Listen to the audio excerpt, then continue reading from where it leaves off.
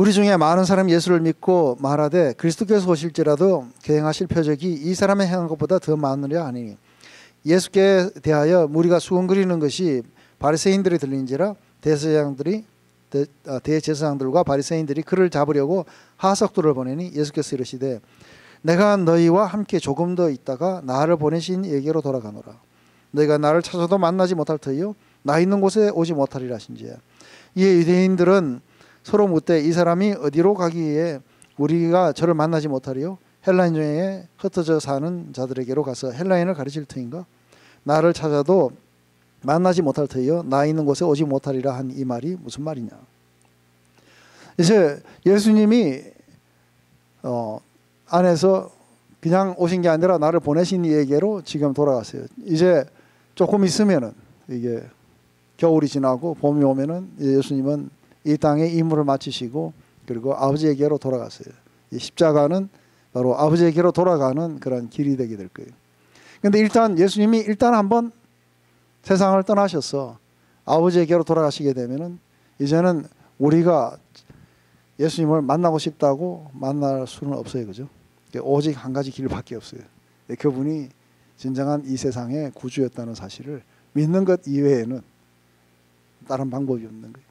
그래서 너희가 잠시 후면은 잠시 동안은 나를 보겠지만 내가 일단 한번 떠나고 나면 너희들은 나 있는 곳에 오지 못한다. 이 지금 이 몇 번의 이야기 속에서 계속해서 사람들은 지금 어디를 보고 있는 거예요? 헬라로 갈라 하는가? 이 사람이 어디서 왔는가 하니까 갈릴리에서 왔는가 아니냐, 나사렛에서 왔는가 아니냐 하고 전부 이러면서 실제로 예수님은 베들레헴에서도 오신 게 아닌 거예요. 어디서 오신 거예요? 하늘로부터 오신 분이세요. 그리고 그분이 가시는 곳도 바로 이 하늘의 영역으로 가시는 거예요. 그렇기 때문에 아무나 그렇게 올 수가 없는 곳인 거예요. 근데 사람들은 헬라로 가느냐 아니면 갈릴리에서 왔느냐, 이 사람의 학벌이 뭐냐, 이 사람의 권위가 어디서부터 왔느냐, 이 사람 어디서 배웠느냐 하고 이런 것에 전부 있을 때 사실은 이해할 수 없는 이 초월적인 그런 영역 속에 있는 것은 예수님은 영원전부터 하나님과 함께 계셨고 그리고 하나님이 자신에게 가르친 모든 것들을 우리에게 와서 가르치신 거예요. 그래서 나는 내 자유로 말하지 않는다. 아버지께서 내게 말하라고 한 것들을 말하고 그리고 아버지께서 내게 사랑하셔서 모든 걸 다 보여주셨기 때문에 아버지께서 보여준 대로 이렇게 보여줬다는 거예요. 철저하게 하나님 아버지를 우리에게 계시하러 오신 분이세요. 그래서 그분의 오리진도 바로 하늘로서 오신 분이라고 요한은 그렇게 설명하고 싶은 거죠. 그뿐 아니라 그분이 이제 그 영역으로 다시 돌아가시게 될 거라는 거죠. 그렇게 되면은 이제는 예수님을 갖다가 잡아 죽이려는 사람들, 그 사람들은 영원히 예수님을 못 보게 될 거라는 거죠. 그래서 경찰을 풀어갖고 체포하려고 하자 이제 죽음이 이제 곧 임박해 갈 거라는 걸 알고 이제 하지만 한번 떠나게 되면 이 세상은 미칠 수 없는 것이죠. 근데 오늘 이제 제가 이 앞에 부분을 빨리 한 거는 상당히 중요한 거는 명절 마지막 날이에요. 그래서 우리 명절 마지막 날을 한번 다 같이 읽읍시다. 37절부터 끝까지. 다 읽으셨어요? 이게 이제 잠깐 설명을 드리면은 이게 뭐 그림이 이래서 그런데 제가 사진이 있는데 이게 지금 연결이 안 돼가지고 다음 시간에 보여드릴게요. 여기 보면은 이게 그 예루살렘 성이에요. 성인데 지금은 모스크가 들어있죠. 근데 옛날에 이 성전터예요. 근데 이걸 갖다가 사람들이 이거 볼 때 되게 어디서 보냐면 이 감람산에서 봐요. 그래서 이 사이가 이 계곡이에요. 계곡이고 감람산 밑에가 여기가 겟세마네 동산이에요. 그래서 예수님 잡히셔갖고 이렇게 끌려 올라갔을 거예요. 근데 이 골짜기에 보면은 이게 이 밑에 실로암 못이 있어요. 그러니까 실로암 못으로 들어가는 이게 기혼샘이 물이 이렇게 하는데 기혼샘에서 실로암 못으로 들어가는데 이때 이제 명절날 이게 7일 동안 계속되는데 매일매일 이걸 반복해요. 그게 뭐냐면 제사장들이 전부 다 이 밑으로 내려가는 거예요. 내려가가지고 그 중에 한 제사장이 나가가지고 금으로 된 이 그 피처를 갖다가 탁 가지고 와갖고 그 물을 떠요. 그러면은 전부 다 성가대가 전부 다 무슨 노래를 부르냐면은 보라 하나님은 나의 구원이시라 내가 의뢰하고 두려움 없으리. 그러면서 너희가 그 구원의 샘에서 물을 기르리라 하는 이 찬양을 하는 거예요. 이게 이사야서 12장 3절 말씀이에요. 그 쫙 하면은 이게 이제 그걸 뜨는 거예요. 근데 이걸 뜨면서도 이게 구원의 샘이라는 거를 이해 못 하는 거죠. 그죠? 이게 그냥 세레모니로만 알고 있는 거예요. 근데 찬양대가 또 이사야서 12장 3절을 이걸 갖다가 막 하면서 너희가 구원의 샘에서 물을 기르리라. 얼마나 멋있어요. 한번 생각해봐요. 눈물 나요. 그죠? 뜻만 안다면. 근데 뜻을 모르고 하니까 항상 성가대가 문제가 되는 게 뭐냐면 음에 정확하게 하려고 뜻을 모른 채 이게 한다는 거죠. 그죠? 근데 언덕을 갖다가 다시 이렇게 쫙 올라올 때는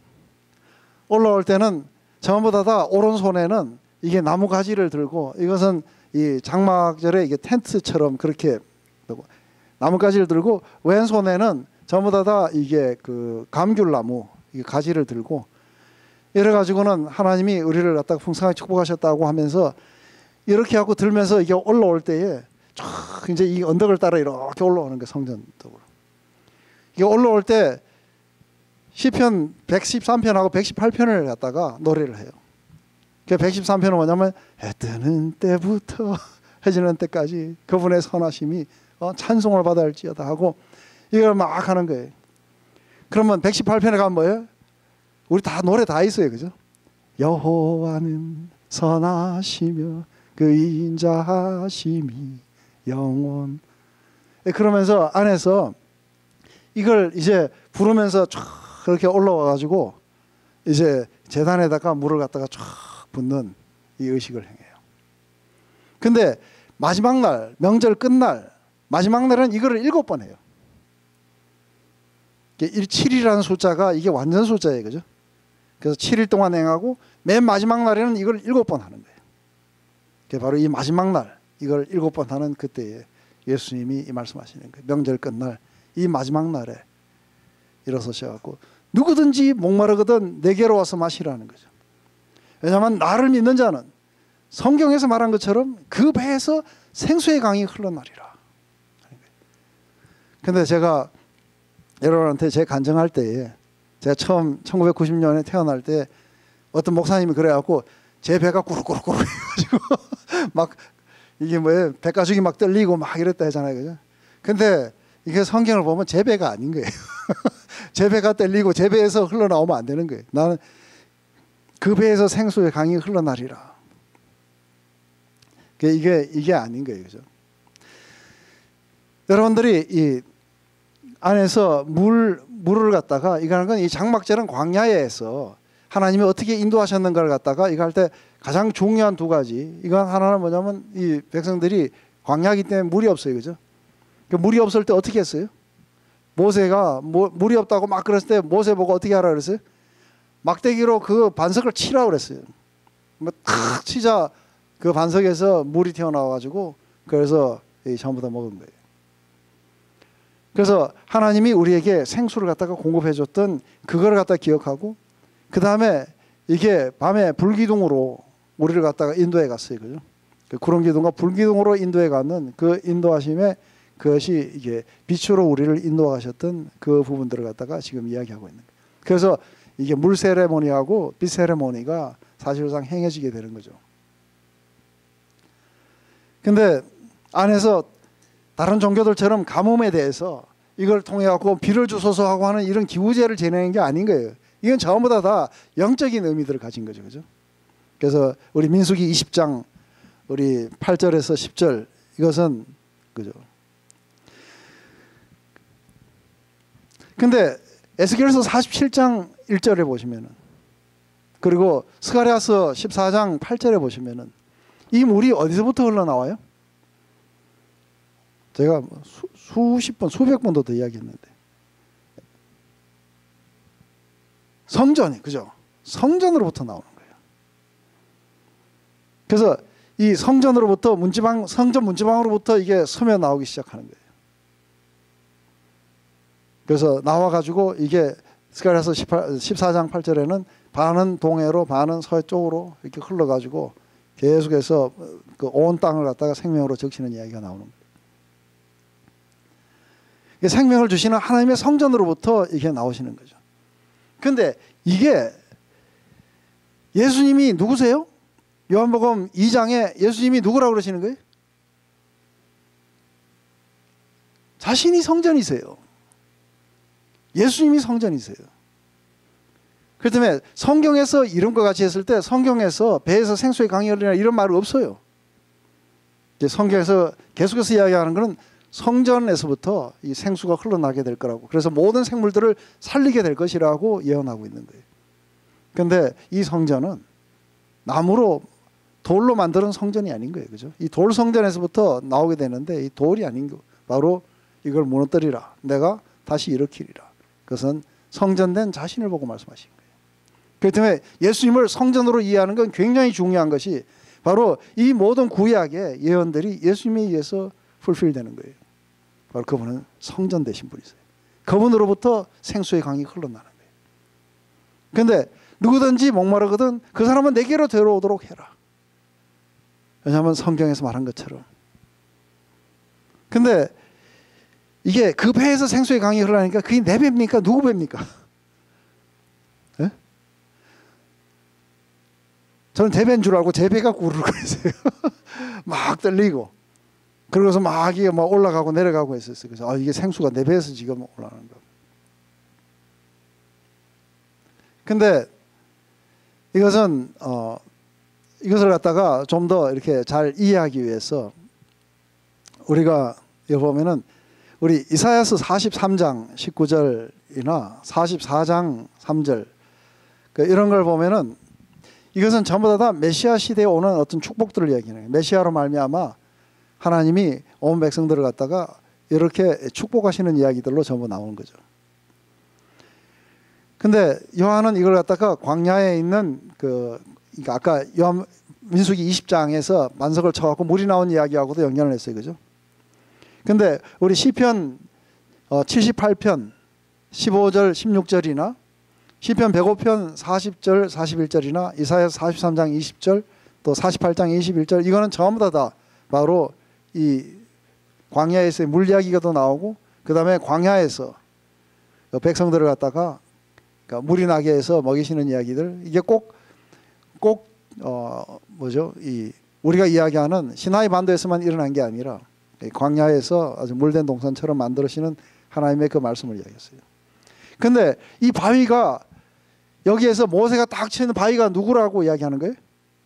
고린도서 10장 4절에는 이 바위는 누구라고요? 예수님이라고 이야기하는 거예요.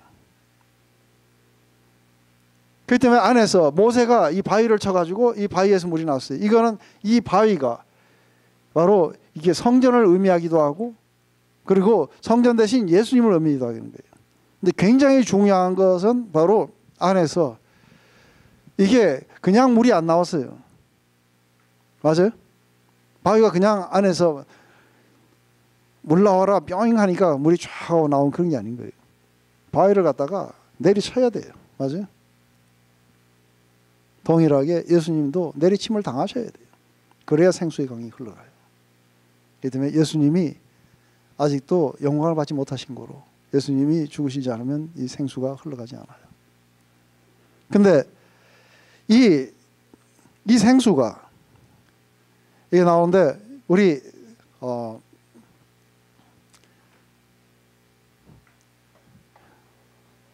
여기에 너무 무거운 사람 올라가면 안 되니까 우리 저기 형제님이 좀 그래도 좀 같은 여기 좀 와보세요. 예. 근데 십자가는 실제로 이거보다 훨씬 더 높이 달렸어요. 그죠? 십자가는 이거보다 훨씬 더 높이 달렸는데 마지막에 이제 나중에 요한복음 19장에 가면은 이 장면을 자세하게 설명을 해요. 그래서 왜 그분이 2월달에 어린 양이셨으며 왜 그분이 바로 생수의 강이 그렇게 흘러났는지에 대해서 설명할 때 19장에 가면 다시 할 거예요.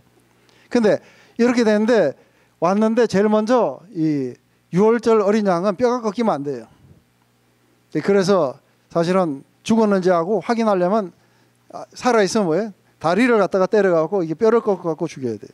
근데 예수님은 이미 죽으셨기 때문에 그렇지 하지 않고 다만 확인한다고 창으로 이걸 찔렀어요.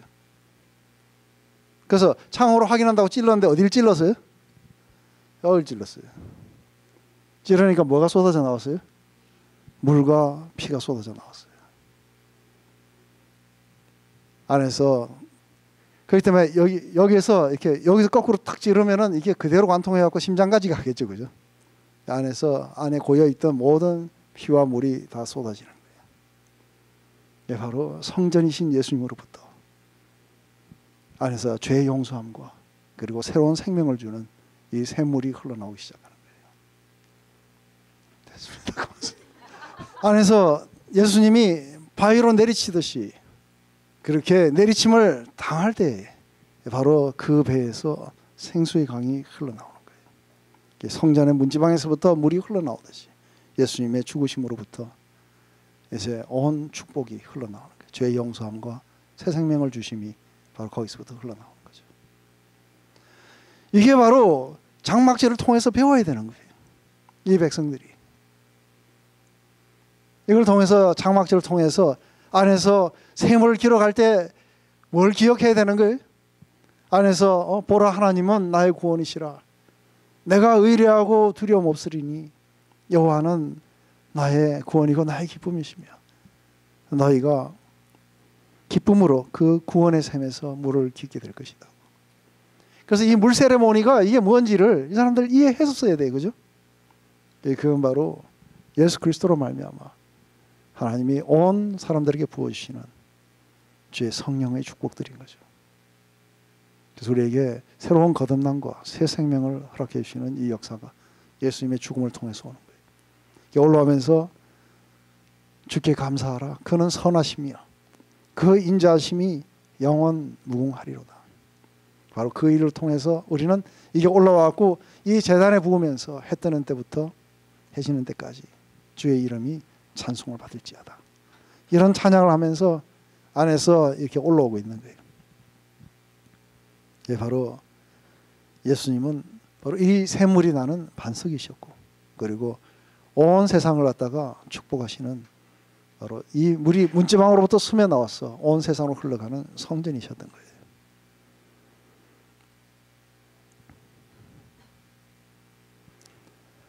요한은 바로 이것이 믿는 자들이 받을 성령이라고 설명을 하면서 장막제를 이렇게 해석해 주는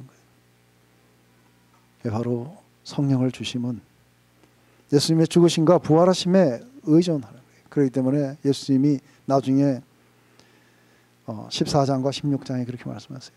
내가 가는 것이 유익이라고. 왜냐하면 내가 가지 않으면 너희들에게 거듭남을 허락하고 새로운 생명을 주는 보혜사, 또 다른 보혜사가 오지 않는다는 거죠. 그러니까 내가 가는 것이 유익이라. 내가 가면은 약속하신 성령을 너에게 보내시겠다고 이야기하는 거예요. 그게 바로 그건 예수님의 죽으심에 근거해서 올 수 있는 거예요. 그렇기 때문에 바로 모세가 광야에서 한 것이나 예수님이 십자가에서 한 것이나 같은 거예요. 그렇기 때문에 신명기 18장 15절에서 18절에 말한 것처럼 나 같은 한 선지자가 너희 가운데 서게 될 거라고.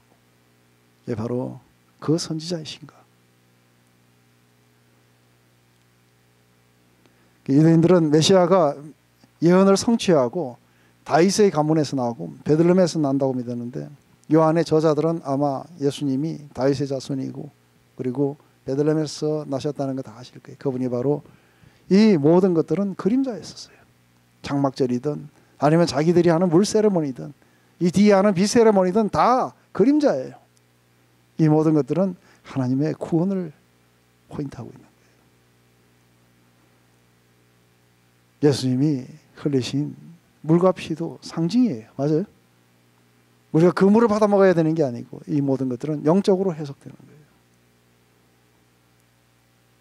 그게 바로 온 세상을 향한 죄 용서와 그리고 새 생명을 주시는 하나님의 그런 축복들인 거죠.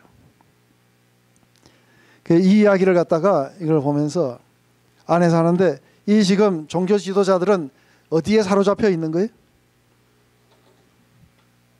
안에서 예수님은 우리 모두에게 이 초대를 하시는 거예요. 명절 끝날 그 큰 날에 예수께서 서서 외쳐 가라사대 누구든지 목마르거든 내게로 와서 마시라. 나를 믿는 자는 성경에서 이른같이 그 배에서 생수의 강이 흘러나리라 하시니, 이는 그를 믿는 자의 받을 성령을 가르쳐 하신 말씀이라. 예수께서 아직 영광을 받지 않으신 거로 성령이 아직 저희에게 계시지 아니하시더라.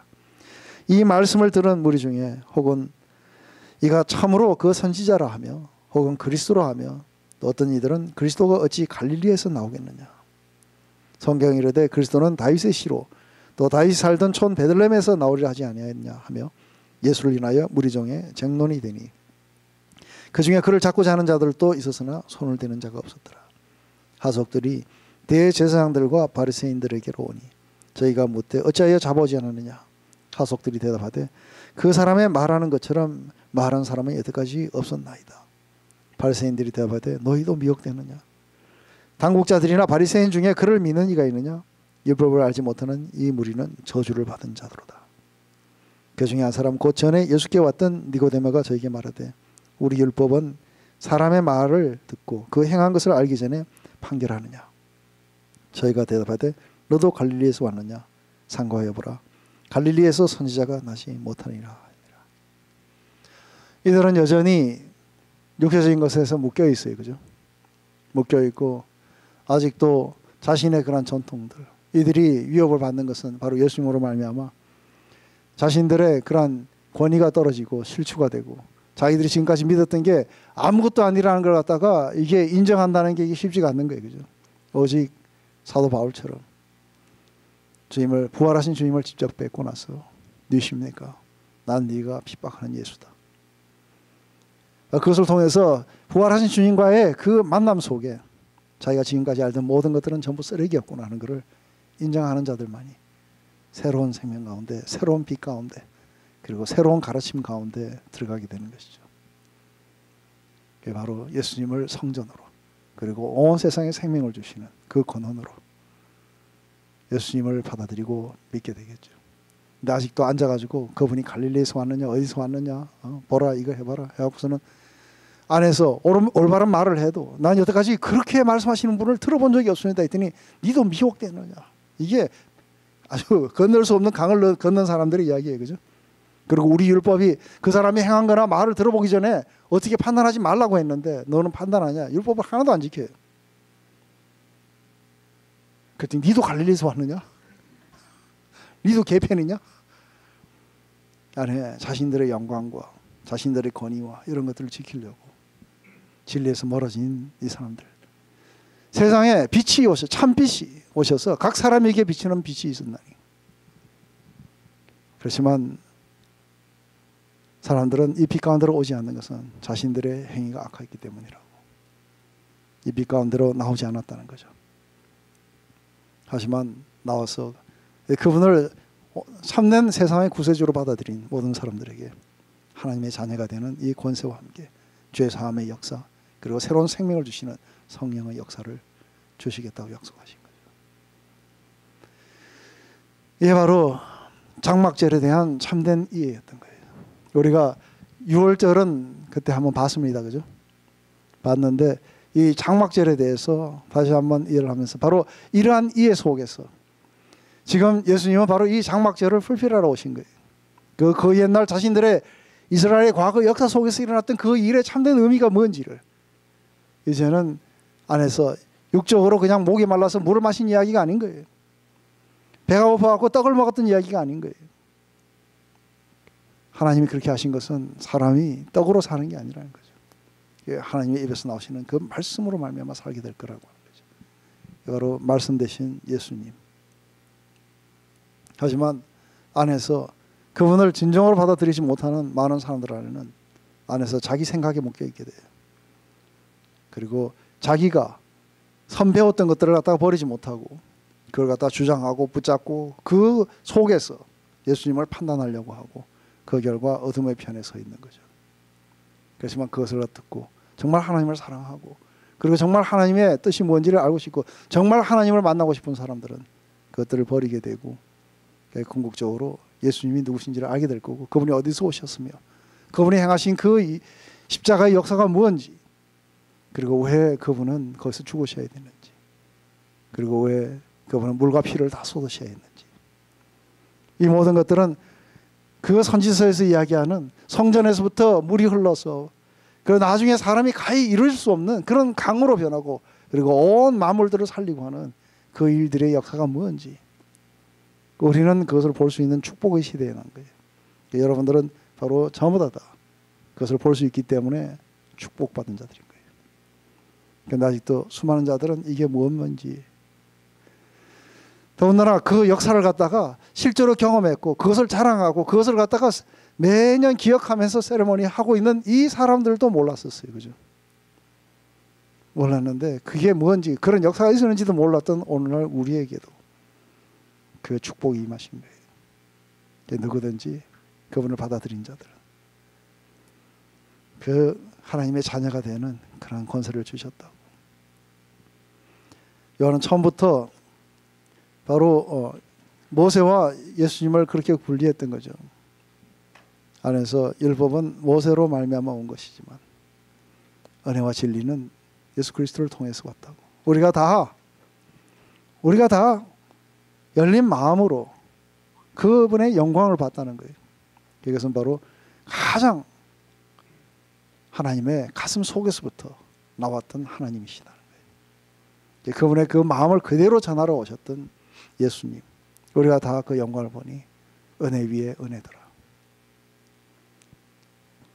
바로 우리에게 생명을 주시기 위해서 그분은 내리치심을 당하시고 찔리심을 당하고 죽으셔야 했다는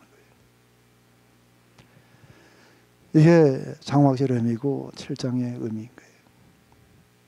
우리 모두는 다 믿지만 우리는 이것을 갖다가 하나님이 왜 이것을 매년 남자들은 1년에 3번 그렇게 올라와서 이것을 행하라고 하셨는가 하면 우리는 날마다 이러한 것들을 우리는 기억하고 그리고 그것이 우리에게 다시금 새롭게 될 수 있도록 우리의 믿음 안에 새롭게 이 복음의 메시지가 들려와야 된다고 저는 확신합니다. 기도하겠습니다. 하나님 아버지, 오늘 이 요한복음 7장을 통해서 이 장막절이 주는 그런 의미, 이 모든 것의 주인공 되신 예수님, 예수님의 그런 모든 가르침은 신적인 기원을 가졌으며 또 신적인 출생과 그리고 영원한 우리의 하나님으로 돌아가시는 예수님에 관한 이야기들. 이 땅에 오셔서 자신이 내리치심을 당하시고 그리고 고난당하시고 죽으심으로 말미암아 우리에게 죄의 용서함과 그리고 그것을 기반으로 우리들에게 새로운 생명을 허락해 주시겠어 오셨던 우리의 하나님이신 것을 우리가 믿습니다. 아버지, 우리에게 그것을 볼 수 있는 믿음의 눈을 허락하신 것을 감사드립니다. 아버지, 아직도 세상에 많은 사람들에게 가려졌던 이 진실을, 이 진리를 우리가 받아들일 수 있도록 우리의 마음의 눈을 열어주시고 또 우리가 성령으로 말미암아 우리의 마음속에 조명해 주신 주님 앞에 감사를 드립니다. 아버지, 이 메시지가 계속해서 우리의 심령 속에 울리게 되고 우리로 하여금 바로 날마다 이 생수를 또 이 생명을 등을 받아 먹으며 날마다 새로운 삶을 우리가 마음껏 인조해할 수 있도록 우리를 축복하시옵소서. 예수님의 이름으로 기도드립니다.